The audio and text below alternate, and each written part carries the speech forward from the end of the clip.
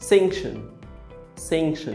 sanction هي كلمة بمعنى يوافق أو يعاقب، الاتنين ينفعوا بمعنى موافقة أو عقوبة، بس الفكرة كلها على حسب أنا هستخدمها إزاي في الجملة أو هحطها فين في الجملة. يعني سياق الجملة في الآخر هو اللي بيحكم المعنى، ومش الكلمة دي بس، في حتى كلمة عارفينها زي play كverb بمعنى يلعب، وكnoun بمعنى مسرحية. خلونا نضرب أمثلة بده. ممكن أقول the government sanctioned the new education policy، يعني الحكومة وافقت على قانون أو على سياسة التعليم الجديدة مثلا، فهنا بمعنى وافقت، أكيد معنى يعاقب مش هينفع أحطه هنا، ولكن لو استخدمها بمعنى يعاقب فممكن أقول the United Nations imposed sanctions on the country for violating the international law، يعني ال United Nations أو الأمم المتحدة عاقبت الدولة دي علشان خالفت القوانين الدولية، فبالتالي على حسب سياق الجملة أقدر أقول يعاقب أو يوافق، وبستنتجها من سياق الجملة. كلمة play مثلا فممكن أقول I played football yesterday، يعني أنا لعبت كورة امبارح، ولكن لو هجيبها في مكان noun فقلت مثلا I